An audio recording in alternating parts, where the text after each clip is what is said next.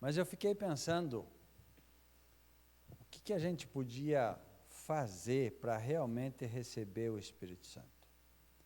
E uma das coisas que me chamou a atenção foi o seguinte: abra a tua Bíblia em Atos capítulo 2.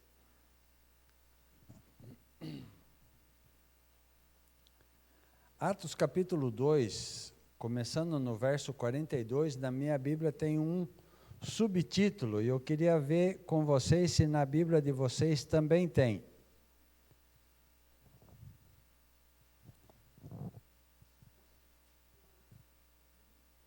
Antes do 42, tem alguma coisa escrita aí? Atos 2, 42. Como é que é, Mércia? Como viviam os convertidos. Será que se a gente estudar isso daí e começar a colocar em prática na vida da gente, a gente não vai receber o Espírito Santo? Porque eles viviam assim porque tinham recebido o Espírito Santo. Então, vamos ver se dá para nós fazer igual. Vamos ver, só o verso 42. Diz assim: perseveravam na doutrina dos apóstolos e na comunhão, no partir do pão e nas orações. O que será que ensinavam os apóstolos? Será que os apóstolos ensinavam a guardar o sábado? O que vocês me dizem? Sim ou não? Sim. E nós? Ensinamos a guardar o sábado ou não? Sim. Será que os apóstolos ensinavam a devolver o dízimo? Nós? Também? Será que os apóstolos ensinavam os outros a aceitar Jesus? E nós? Então nós podemos dizer que nós somos Igreja Adventista Apostólica do Sétimo Dia. Nós seguimos a doutrina dos apóstolos, sim ou não? Sim. Sim. Então até aí está tudo certo. No partir do pão e na comunhão. Nós já vamos ver um pouquinho para frente que são duas coisas diferentes. Comunhão, a gente vai dizer que é a Santa Ceia que a gente vai participar agora. E o partir do pão, eles faziam isso de casa em casa. Eles se visitavam.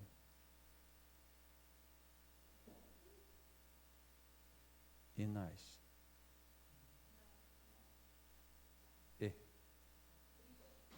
Tem alguma coisa que dá para a gente corrigir? Como viviam os convertidos? Eles comiam pão de casa em casa. Se visitavam. E nas orações, a gente está procurando melhorar essa parte. E precisamos melhorar essa parte. Continuando, verso 43. Em cada alma havia temor e muitos prodígios e sinais eram feitos por intermédio dos apóstolos. Todos os que creram estavam juntos e tinham tudo em comum. Vendiam as suas propriedades e bens, distribuindo o produto entre todos à medida que alguém tinha necessidade. Para aqui e pensa comigo. Queridos, eu não vim aqui pedir para você vender nada, tá? Pode ficar com o teu carro, com a tua casa, está tudo certo. Mas o que esse texto me diz é o seguinte, que por eles se visitarem, eles sabiam quem passava necessidade. E eles supriam as necessidades conforme eles descobriam que a pessoa tinha. E por ter pouco recurso, e alguns terem um pouco mais, quem tinha mais chegou a vender coisa para poder suprir a necessidade de quem precisava. Essa semana nós fomos visitar a Ana. Ana é aquela que a Leonilda dá estudo bíblico. E a Ana tem uma filha deficiente, vocês conhecem, eles vêm na igreja. E foi cortado o salário da filha. E a Ana basicamente depende do salário para sobreviver. Pouca coisa ela consegue juntando latim ou alguma coisa que ela faça. E ela está passando agora por bastante necessidade. Não precisa vender tua casa, nem teu carro, mas se você puder ajudar para ela pagar água, luz e alguma coisa mais que ela precise, ajuda a Leonilda vai ver bem certinho e vai ajudar ela da maneira justa e honesta. Ela diz assim, comida não falta porque a Leonilda traz comida para mim. Olha a sinceridade dela. Comida não falta porque a Leonilda traz comida para mim. Queridos, talvez a gente precisa viver como os discípulos. Verso 46. Diariamente perseveravam unânimes no templo, partiam o pão de casa em casa e tomavam as suas refeições com alegria e singeleza de coração, louvando a Deus, contando com a simpatia de todo o povo. Enquanto isso, acrescentava-lhes o Senhor dia a dia os que iam sendo salvos. Visita. Vou bater bastante nessa tecla. Quantos membros nós temos aqui? Mércia, você ou... Quanto? 63. Se você vai em dupla, faça 2 visitas por semana. Não estou nem dizendo todo dia, tá? Se você vai sozinho, 1 visita por semana. Se você vai junto, então se faz uma por você e uma por aquele que está junto com você. São quantas visitas por semana? 63 visitas sendo feitas. Se você tem o dom, sabe, vai lá, faz a visita e dá um estudo bíblico. Se você não tem esse dom, faça a visita para um irmão da igreja. Porque você vai animar a fé dele e ele vai animar a tua fé e vocês dois vão estar ajudando na salvação um do outro. Estão entendendo? Gente, se nós só orar, Ellen White tem um verso que diz assim, aqueles que só oram, muito provavelmente logo pararão de fazê-lo. A gente precisa orar, pedir o Espírito Santo, mas a gente precisa fazer alguma coisa para receber ele. E Deus, neste ano, me mandou falar sobre trabalho. Visita. Visite. Ore. Você vai visitar alguém e você vai descobrir que alguém precisa, como a Ana, de recurso. Outro precisa de comida. Outro só precisa dos teus ouvidos para desabafar. Interessante, eu fui visitar a irmã Cleonide na UTI. E a pastoral do Hospital do Rocio foi bem chata. Você tem pouco tempo. Visita pastoral tem que ser rápida. Gente, eu não abri a boca. A irmã Cleonide queria falar. Quando a mulher me mandou sair, eu não tinha nem falado nada. Só boa tarde. Queridos, muitos só precisam falar e você vai lá visitar e a pessoa vai desabafar e vai, nossa, aliviou, nossa, aquela visita foi uma bênção. Por quê? Porque ela só precisava desabafar. Vá lá, deixa falar. Depois lê um verso da Bíblia, faz oração, por favor, faça isso. E a tua visita está feita. E você fez um bem tremendo para a pessoa. Vamos ser instrumentos de Deus para a salvação das pessoas. Amém? A Saulita e eu fomos membros, ajudamos no começo da igreja do Jardim Arapongas. E naquele ano, a associação lançou um desafio, ter um batismo a cada 10 membros. Se fosse hoje, nós teríamos que ter 6 batismos no Jardim Secom. A nossa igreja estava começando, nós tínhamos 33 membros. Só que nós tínhamos panela na igreja. Já ouviram falar em panela? Só que a nossa panela era tão grande que os 33 cabiam na panela. Era uma panela só na igreja. Vamos fazer serenata? Vamos. Lá ia a galera. Vamos dar estudo bíblico? Vamos. Vamos fazer visita? Vamos. Sabe, era a turma unida mesmo. E naquele ano, com a graça de Deus, nós conseguimos 17 batismos. Nós éramos em 33 e houve 17 batismos. Se nós fôssemos 34, dava um batismo para cada 2. Mas nós éramos só 33. Passou de um batismo para cada 2, por uma casquinha. E as pessoas das igrejas vizinhas, eu quero ir para Arapongas porque lá é gostoso, eu quero ir para Arapongas porque lá é gostoso. E a igreja cresceu rapidinho. Só que no crescer, daí realmente a panela não cresceu junto e daí não começou a continuar assim. Mas, queridos, nós, a parte de visitar, de ir junto, de fazer as coisas junto, isso faz a igreja crescer. Isso faz você crescer. Isso é gostoso. Eu tive uma surpresa no distrito da Borda que eu não tive em nenhum outro distrito. Por duas vezes bateu palma em casa e uma senhora, membro da igreja, falou assim: pastor, eu sei que o senhor visita sempre. Eu acho que ninguém visita o senhor. Eu vim fazer uma visita e uma oração com o senhor. Uau! Entra aqui.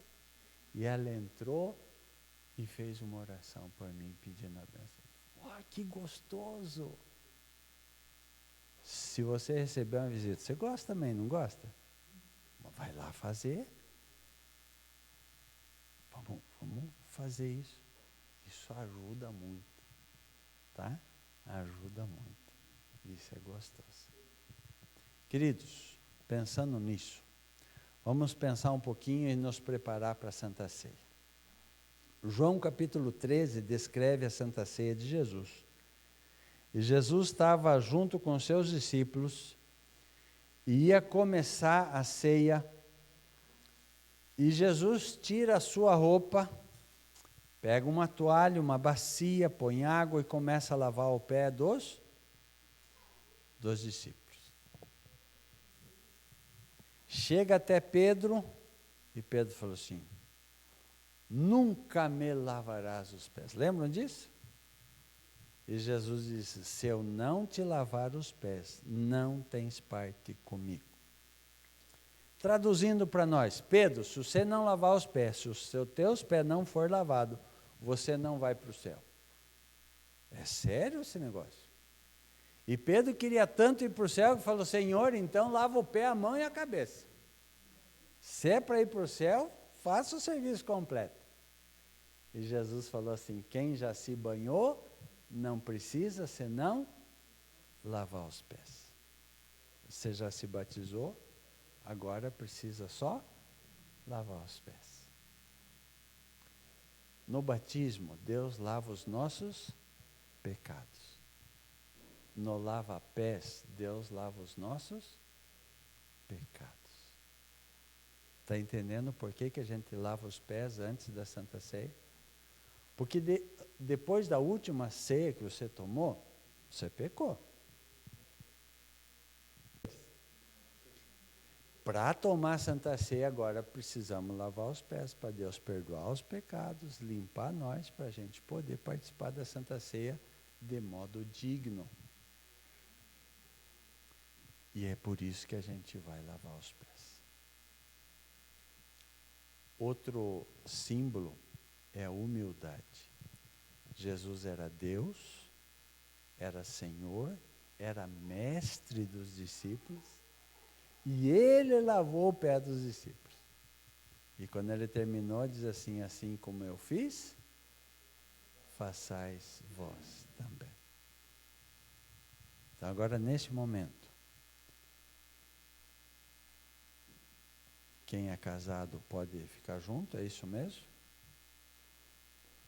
Quem é solteiro, as mulheres em um recipiente, os homens em outro. E nós vamos lavar os pés uns dos outros. A Saulita e eu já participamos. Essa é a terceira do dia, né? Nós vamos aguardar vocês aqui. Mas, queridos, lembrem do seguinte: é um ritual de humildade, porque aqui ninguém é maior do que ninguém, e é um ritual onde Deus vai limpar você dos seus pecados. Então, quando você estiver lavando os pés, ou sendo lavado os pés, saiba que Deus está tirando de você a culpa dos teus pecados. Fique em pé, eu vou fazer uma oração, e vocês vão se dirigir para as salas. Santo e eterno Pai que estás nos céus, nós louvamos o Teu nome por Tua bondade, pelo Teu amor, e nós pedimos que o Senhor nos faça viver como realmente convertidos. Nos ajuda, Senhor, agora neste momento, ao participarmos do lava-pés, sentir a Tua graça alcançando o nosso coração e purificando nós de todo o pecado, e nos preparando para participar da Santa Ceia. Isso em nome de Jesus. Amém. Amém. Agora os diáconos e diaconisas vão orientar, e nós queremos que vocês, com calma, sem problema, mas participem agora do lava-pés.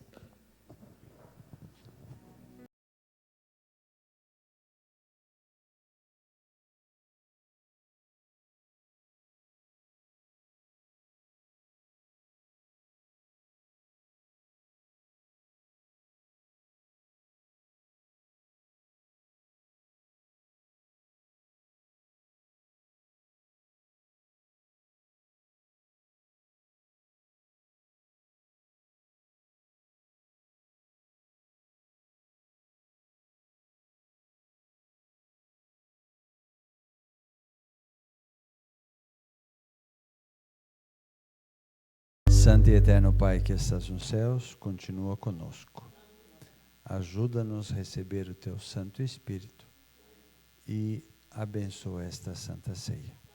Em nome de Jesus. Amém. Amém. Podeis assentar. Antes de participarmos da Santa Ceia, eu queria com vocês meditar um pouquinho em algumas orientações da Palavra de Deus e do Espírito de Profecia. Abra a tua Bíblia em Atos 1, verso 8. Atos, capítulo 1, verso 8.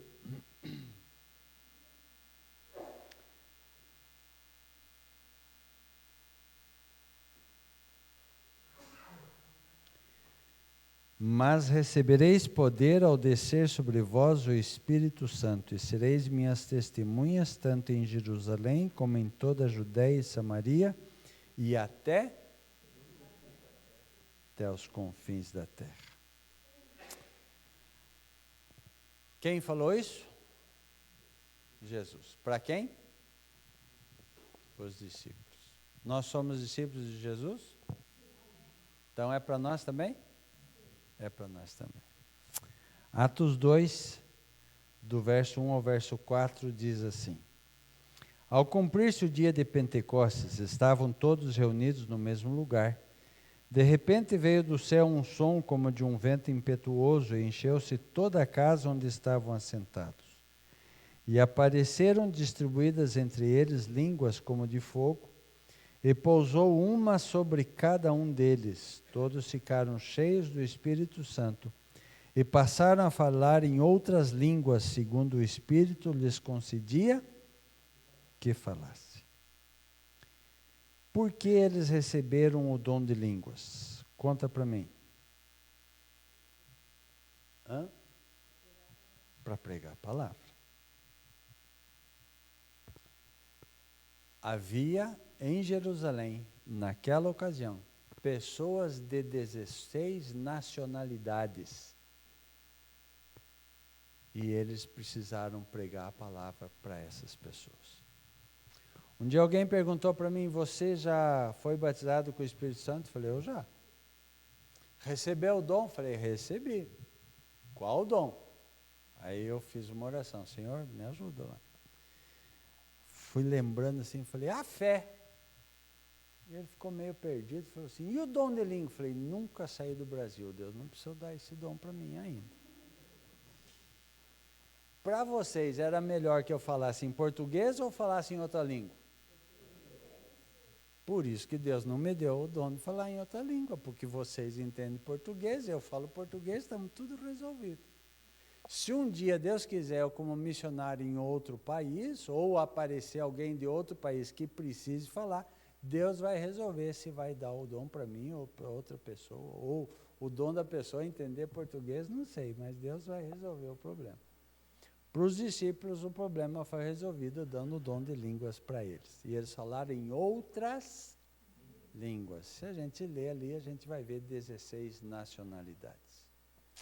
Espírito de profecia explica alguma coisa para nós e eu queria que você prestasse atenção. Foi pela confissão, pelo abandono do pecado, por meio de fervorosa oração, e da entrega pessoal a Deus, que os primeiros discípulos se prepararam para o derramamento do Espírito Santo no dia de Pentecostes. 4 coisas? Vamos ver. Primeiro, confissão. Precisamos confessar nossos pecados? Para quem? Para Deus. Abandono do pecado. Adianta confessar e não abandonar? Não. Precisamos confessar, mas também abandonar. Fervorosa oração. 10 horas de oração é para, pelo menos, colocar um pouco de fervor para nós, né? E entrega pessoal a Deus. Deus está esperando a nossa entrega. E daí Ellen White diz assim, o mesmo trabalho, só que em grau muito mais elevado, deve ser feito agora. O que precisa ser feito agora? Confissão, abandono do pecado, fervorosa oração, entrega pessoal a Deus. Então o agente humano apenas teve que pedir a bênção e esperar que o Senhor aperfeiçoasse a obra a seu respeito. Foi Deus quem começou a obra e Ele terminará a sua obra, tornando o homem completo em Jesus Cristo. Mas não se deve negligenciar a graça representada pela chuva temporã. Preste atenção. Somente os que estiverem vivendo de acordo com a luz que têm recebido, poderão receber maior luz. Somente os que estiverem vivendo de acordo com a luz que têm recebido, poderão receber maior luz. Queridos, você faz aquilo que sabe que precisa fazer? Parabéns, Deus vai ajudar você a crescer. Se você não faz, está na hora de fazer. Você não faz aquilo que você sabe que não precisa fazer? Parabéns. Deus vai ajudar você a crescer. Se você não parou de fazer ainda, está na hora de parar. Deu para entender? Tem coisas que a gente aprende que precisa fazer e a gente precisa mudar. Tem coisas que a gente aprende que tem que abandonar e a gente precisa mudar. Só vivendo de acordo com o que já sabe que Deus aumenta a luz na vida desta pessoa.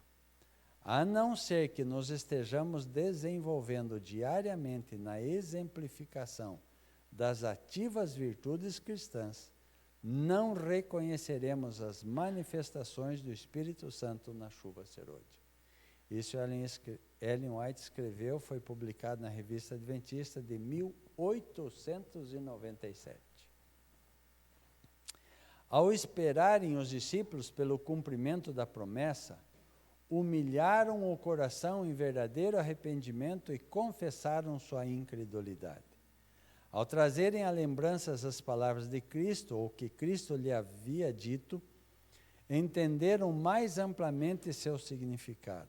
Verdade que lhes tinham escapado à lembrança, lhes voltavam à mente e eles repetiam uns aos outros. Reprovavam-se a si mesmos por não haverem compreendido o Salvador. E como em uma procissão, cena após cena de sua maravilhosa vida passou perante eles. Meditando sobre sua vida pura, santa, sentiram que nenhum trabalho seria árduo demais, nenhum sacrifício demasiado grande, contanto que pudessem testemunhar na própria vida a amabilidade do caráter de Cristo. Oh, se pudessem viver de novo aqueles 3 anos, pensavam eles, quão diferentemente agiriam.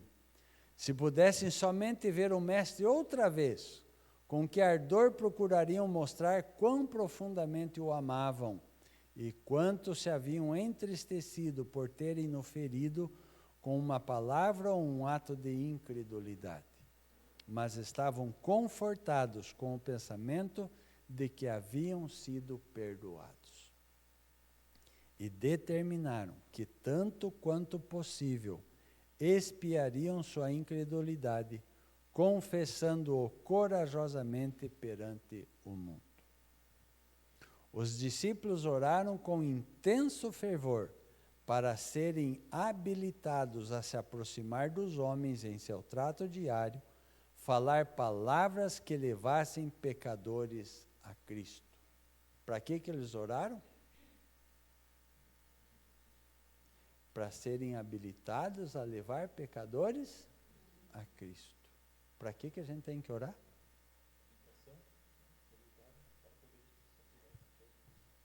Para nós sermos habilitados para salvar pessoas.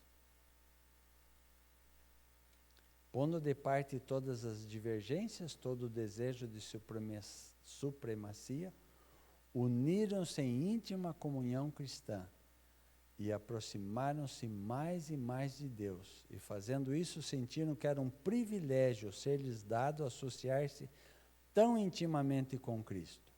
A tristeza que lhes inundava o coração ao se lembrarem de quantas vezes o haviam mortificado por terem sido tardos de compreensão, falhos em entender as lições que para seu bem estivera buscando ensinar-lhes. Esses dias de preparo foram de profundo exame de coração.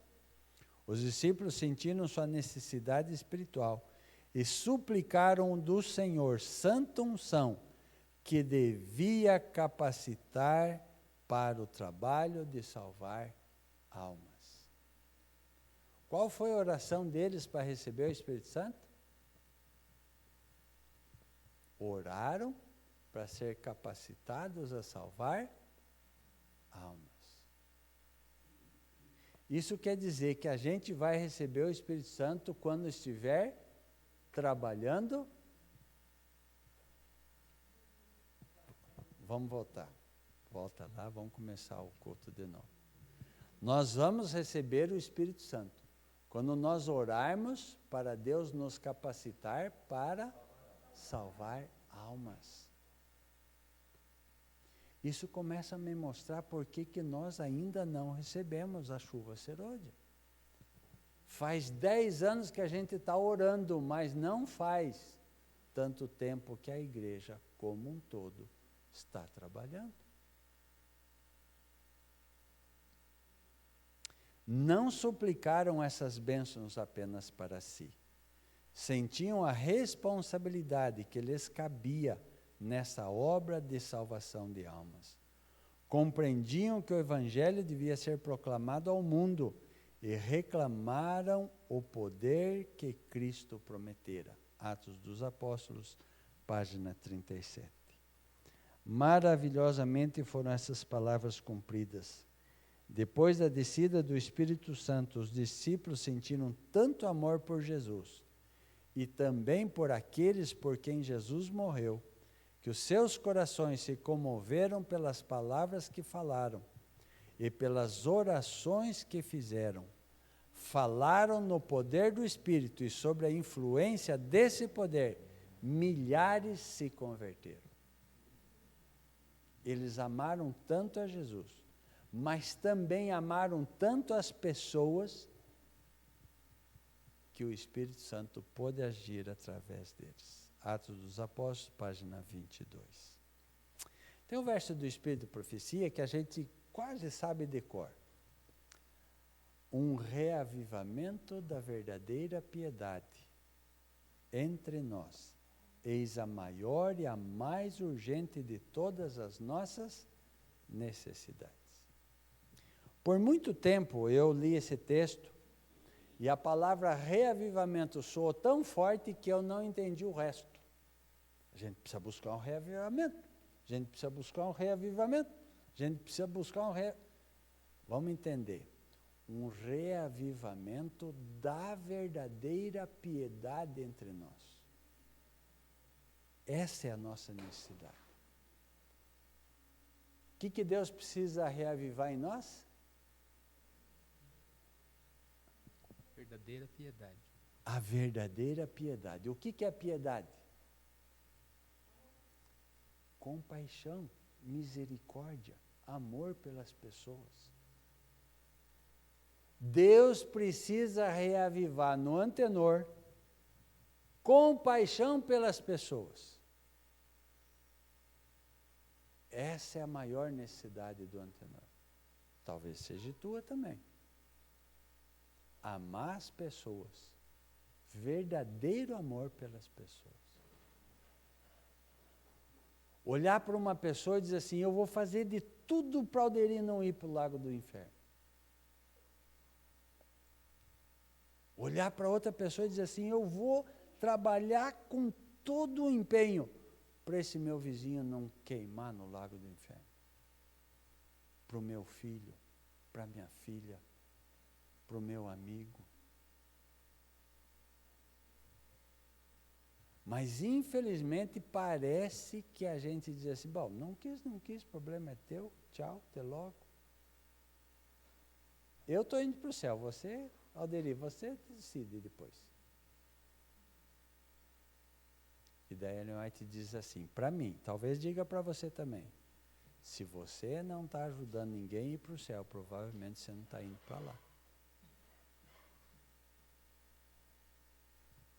Aí a mensagem continua aqui assim. Importa haver diligente esforço para a obtenção da bênção do Senhor, não porque Deus não esteja disposto a outorgá-la, mas porque nos encontramos carecidos de preparo para recebê-la.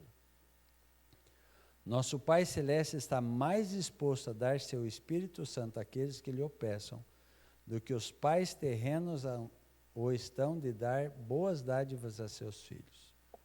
Cumpre-nos, porém, mediante confissão, humilhação, arrependimento e fervorosa oração, cumprir as condições estipuladas por Deus em sua promessa, para conceder-nos sua bênção. Só podemos esperar um reavivamento em resposta à oração. Mensagens Escolhidas, volume 1, página 121. Enquanto o povo se acha tão destituído do Espírito Santo de Deus, não pode apreciar a pregação da palavra. Mas quando o poder do Espírito lhes tocar o coração, então os sermões não ficarão sem efeito. Guiados pelos ensinos da palavra de Deus, com a manifestação de seu Espírito, no exercício de sã discrição, os que assistem às nossas reuniões adquirirão preciosa experiência e, voltando para o lar, acham-se preparados para exercer saudável influência. Outra necessidade. Necessita-se um reavivamento no estudo da Bíblia. Nós precisamos estudar um pouquinho mais a Bíblia. Cumpre-nos chamar a atenção, não para as afirmações dos homens, mas para a palavra de Deus.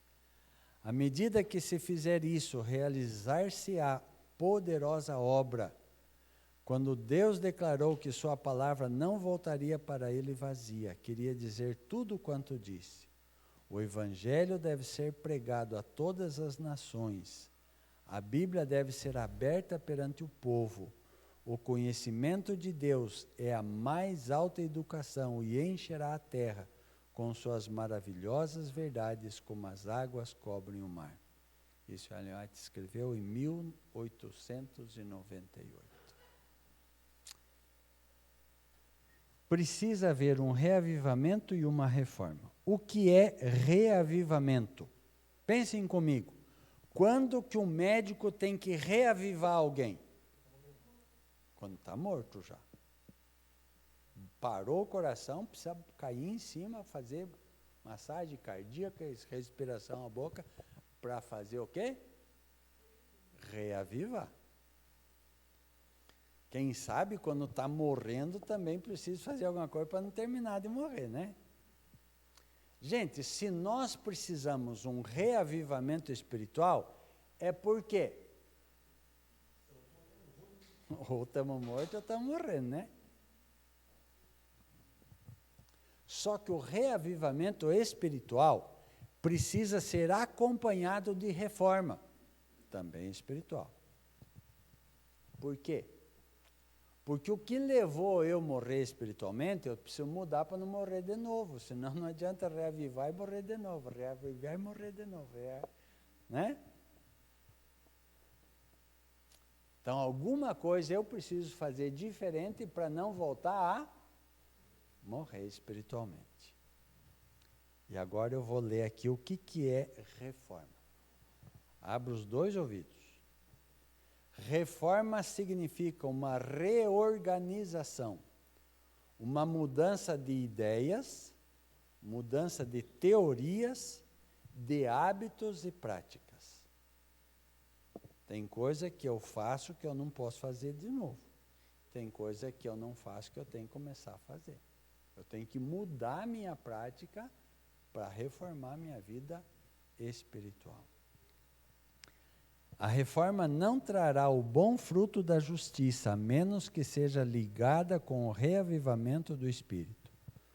Reavivamento e reforma devem efetuar a obra que lhes é designada e no realizá-la precisam fundir-se. Mensagens Escolhidas, volume 1, página 128. A única razão é que a igreja se conformou com a norma do mundo e, portanto, não suscita oposição. A religião que em nosso tempo prevalece não é do caráter puro e santo que assinalou a fé cristã nos dias de Cristo e seus apóstolos. Isso Ellen White escreveu no Histórias da Redenção, página 325. E a minha pergunta é a seguinte: se no tempo de Ellen White a religião não era pura como está hoje,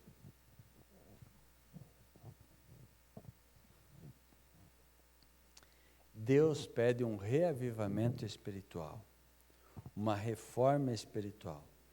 E a menos que isso se realize, os que são mornos continuarão a tornar-se mais aborrecíveis ao Senhor, até que Ele se recuse a reconhecê-los como seus filhos.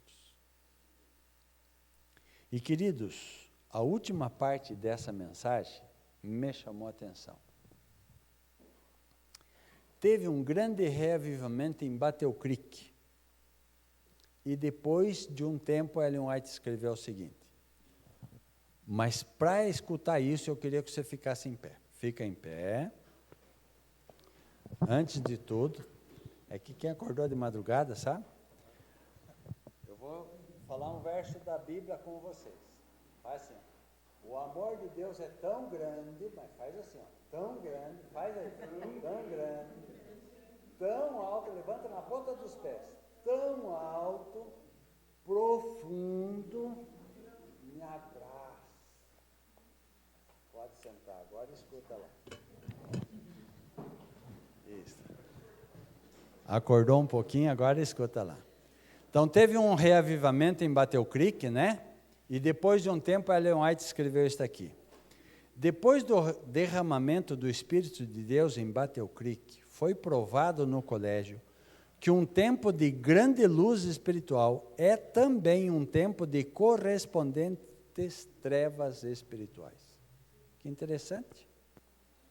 Satanás e suas legiões de instrumentos satânicos se acham em campo, forçando seus poderes em toda a alma, a fim de tornar de nenhum efeito os chuveiros da graça que vieram do céu, para reavivar e vivificar as energias adormecidas para a ação decidida, a fim de transmitir aquilo que Deus comunicou. Então veja bem, há um reavivamento, Satanás corre e faz o quê? Tenta apagar. Reavivou, vamos dormir de novo, né? Para neutralizar o reavivamento. E agora vem o conselho. Houvessem todas as muitas almas então esclarecidas, ido imediatamente trabalhar a fim de transmitir a outros aquilo que Deus lhes dera, justamente para esse desígnio, mais luz haveria sido dada, mais poder concedido. O que faltou para bater o crick?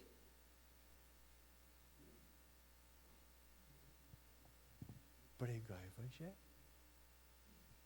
Foram reavivados, foram animados, voltaram para casa e esperaram esfriar. Sabe a frase do preguiçoso? Me deu uma vontade de trabalhar, o outro pergunta, e o que você fez? Sentei e esperei a vontade passar. Mais ou menos é assim na igreja. Me dá uma vontade de dar um estudo bíblico, senta e espera essa vontade passar. Se houvessem as pessoas ido trabalhar, Deus tinha concedido mais luz. Deus não comunica. Deixa eu só achar isto. Deus não comunica luz apenas para uma pessoa, mas para que ela a difunda e Deus seja glorificado. É sentida a sua influência. Em todos os séculos, períodos de reavivamento espiritual e o derramamento do Espírito Santo foram seguidos de trevas espirituais e dominante corrupção. Tomando em consideração aquilo que Deus fez em oportunidades e privilégios e bênçãos em Battle Creek, a igreja não tem feito honroso progresso no efetuar sua obra. E a bênção de Deus não repousará sobre a igreja no aumentar ainda mais sua luz. Enquanto eles não usarem aquela que ele mandou em sua palavra, a luz que poderia resplandecer em raios claros e distintos, enfraquecerá em meio à escuridão moral. O poder ativo da verdade é dependente da cooperação do instrumento humano com ele em piedade. Zelo, abnegados esforços para levar a luz da verdade a outros. O que faltou para a igreja de Battle Creek? Trabalhar, pregar o evangelho. O que nós precisamos fazer para receber a chuva do Espírito Santo? Trabalhar, pregar o evangelho. Deus vai dar o Espírito Santo para nós pregarmos o evangelho. Se você tem o dom de pregar, ore, peça, faça pesquisa, ache alguém, pregue o evangelho. Se não, acha uma dupla, faz visita missionária. Começando para os irmãos da igreja, para algum vizinho. Chega lá e faz uma oração, simplesmente. Deixa falar, conversa, lê um verso da Bíblia, faz uma oração, está feita a tua parte. E Deus vai estar com você. Vou terminar, vamos começar a Santa Ceia. Vocês lembram da experiência da senhora de Fazenda Rio Grande, né? Pastor, eu não sei estudar a Bíblia com as pessoas. O que você sabe? Distribuir folheto no ônibus. Então faça isso. 6 meses depois, pastor, uma pessoa foi convertida com um DVD que eu entreguei no ônibus. Faça o que você sabe, mas faça. Deus vai abençoar o teu trabalho. De alguma maneira, Deus vai abençoar o teu trabalho. Pastor, eu só consigo orar. Ore. Mas se você consegue um pouquinho mais, visita. Eu contei aqui do irmão Juvenal? Sim ou não? Hoje? Gente, depois de 60, a gente, terceira pregação do dia, não sabe se falou aqui ou não falou. Quantos aqui conheceram o pastor Dermival Martins? Não? Já é falecido. O pastor Dermival tinha um irmão chamado Juvenal. Quando eu o conheci, já era um senhor aposentado. Não dependia de trabalhar fora. Então, ele dedicou sua vida a fazer trabalho missionário, uma vez que a renda financeira vinha da aposentadoria. E ele tinha como alvo pessoal 5 visitas por dia. Algumas para interessados, algumas para irmão da igreja. 5 visitas por dia. E a saúde foi piorando. E os anos foram chegando.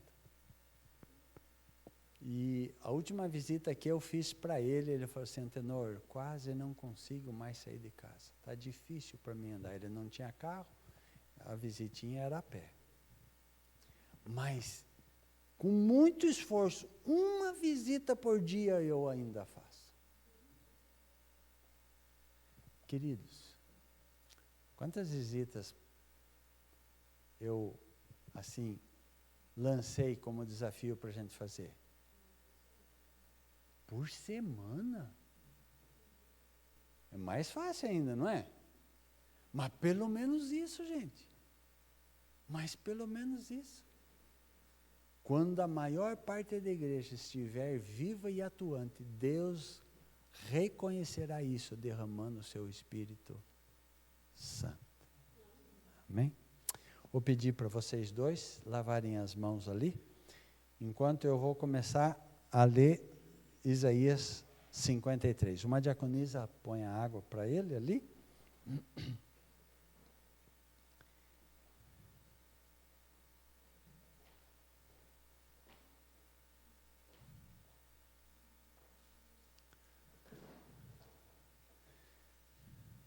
Isaías 53 começa assim. Quem creu em nossa pregação e a quem foi revelado o braço do Senhor, porque foi subindo como renovo perante ele, como raiz de uma terra seca, não tinha aparência nem formosura. Olhámo-lo, mas nenhuma beleza havia que nos agradasse. Era desprezado e o mais rejeitado entre os homens, homem de dores e que sabe o que é padecer. E como um de quem os homens escondem o rosto, era desprezado e dele não fizemos caso.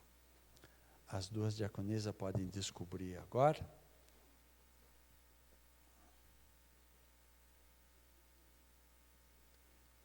Esse ritual eu acho muito bonito, porque estão descobrindo os emblemas mais sagrados, que é o emblema do sangue e do corpo de Jesus.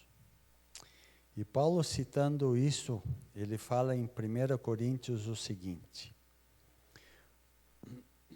porque eu recebi do Senhor o que também vos entreguei, que o Senhor Jesus, na noite em que foi traído, tomou o pão, e tendo graças o partiu e disse, isso é o meu corpo que é dado por vós.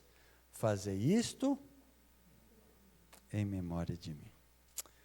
Eu vou pedir que todos nós nos ajoelhemos. Eu vou pedir que o Moacir ore pelo pão. Vamos nos ajoelhar.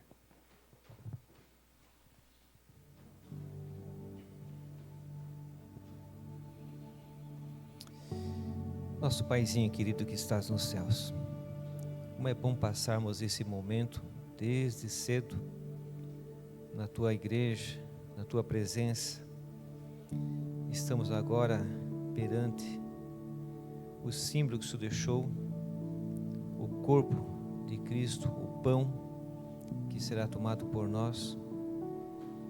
E o Senhor mesmo disse que não tomaria até a sua volta. E tenho certeza que o Senhor está ansioso para tomar a ceia conosco. Por isso que o Espírito Santo pediu por Ele, para nós pregarmos o Evangelho, terminarmos a obra aqui e morarmos com o Senhor na eternidade. Abençoe o pão que vamos comer agora, que o símbolo do corpo de Cristo tenha valia em nós, que a morte na cruz tenha significado para nós. Em nome de Jesus, amém.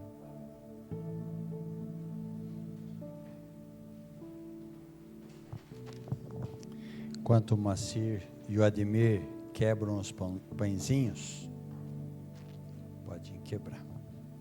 Eu vou continuar Isaías 53, que diz assim: mas ele foi transpassado pelas nossas transgressões e moído pelas nossas iniquidades.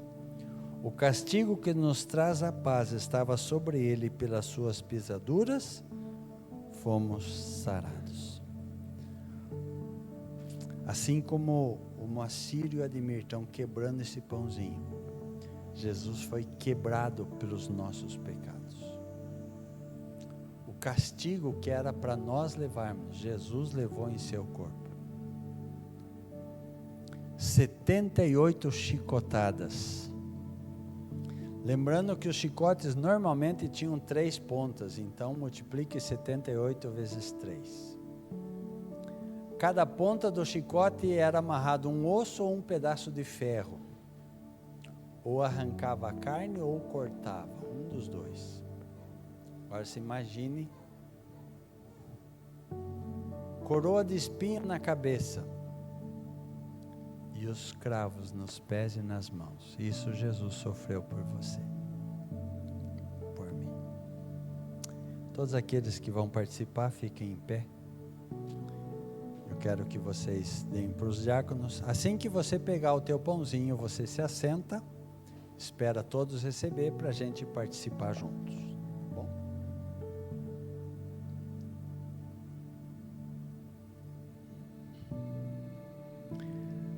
Aqueles que já receberam podem se assentar e com uma oração silenciosa conversar com Deus sobre esse momento.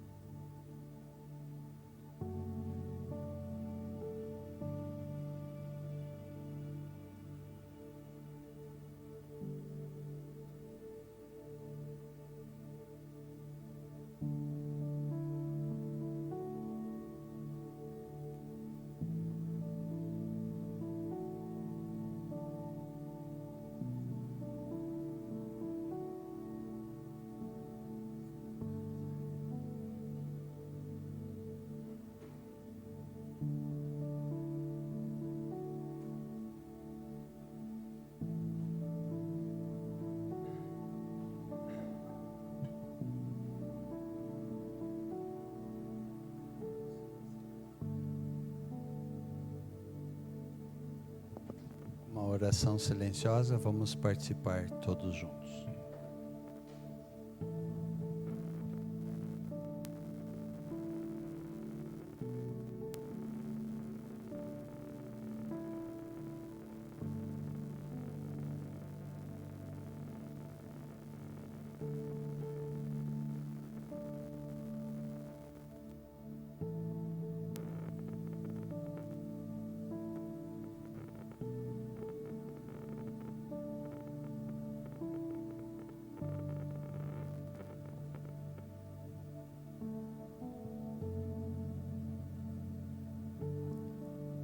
Amém, Senhor Deus.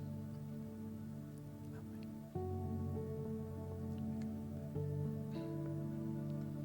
Continuando em 1 Coríntios, Paulo diz assim: por semelhante modo, depois de haver ceado, tomou também o cálice, dizendo: este cálice é a nova aliança no meu sangue. Fazei isso todas as vezes que o beberdes em memória de mim. Porque todas as vezes que comerdes esse pão e beberdes o cálice, anunciais a morte do Senhor, até que Ele venha. Com esse pensamento, nós convidamos você a ficar de joelho. Vou pedir que o Ademir ore pelo suco de uva.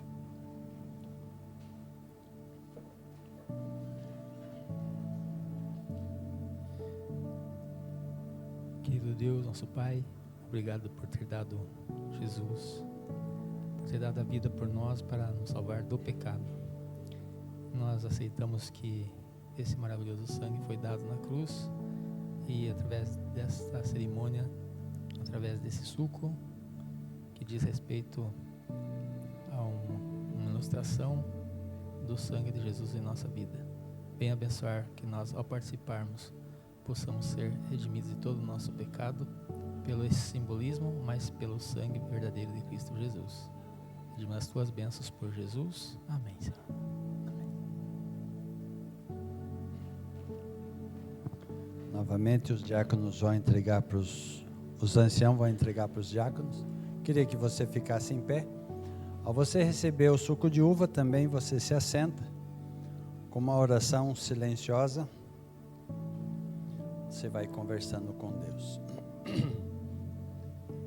Ellen White diz assim: gota a gota caíam-lhe dos pés e das mãos, e cada gota de sangue dizia: Deus é amor.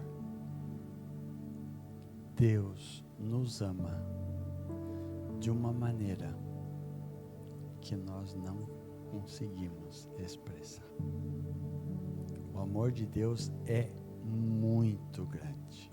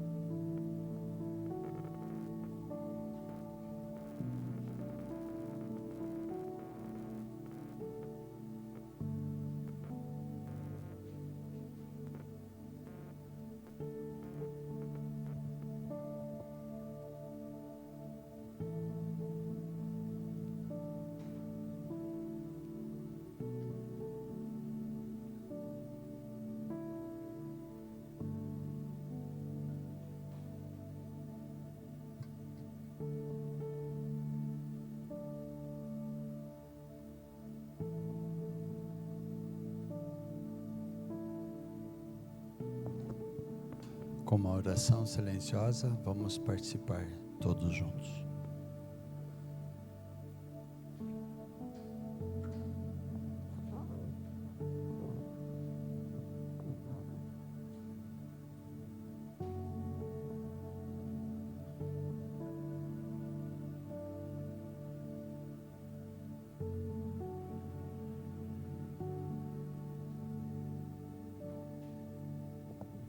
Amém, Senhor Deus. Amém. Pedir que os diáconos recolham as tacinhas.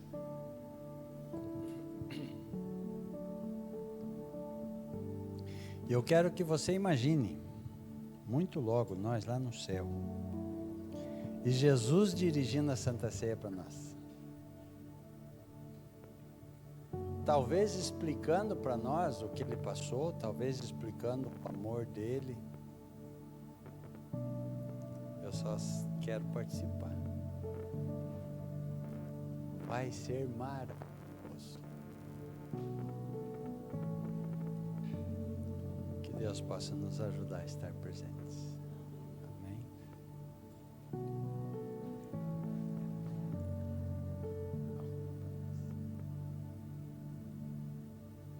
A Uva disse que queria até ir lá para o céu já para participar da Santa Ceia.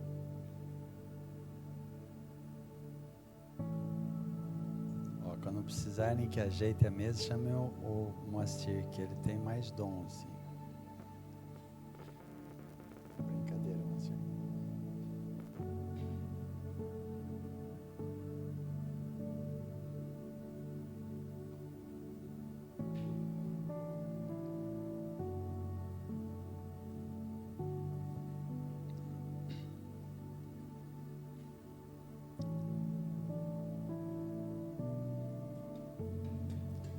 Pedir que as irmãs cubram de novo essa mesa, que por sinal está muito bonita, parabéns para vocês.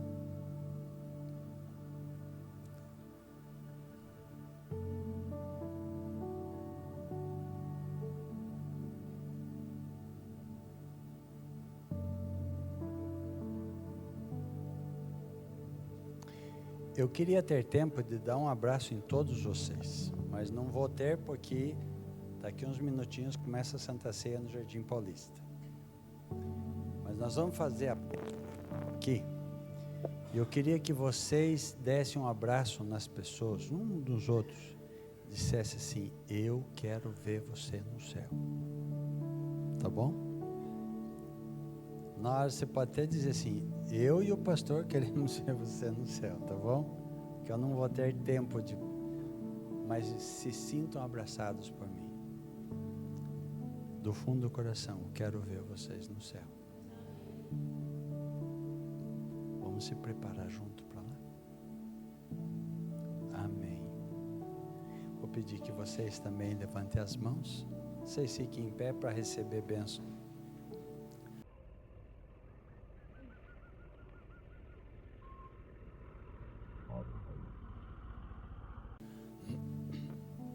Que a graça do Senhor Jesus, o amor de Deus e a comunhão do Espírito Santo esteja com todos vós. Amém e amém. Deus abençoe a todos. Eu quero ver vocês no céu. Antes, deixa eu falar para quem está assistindo ou vai assistir.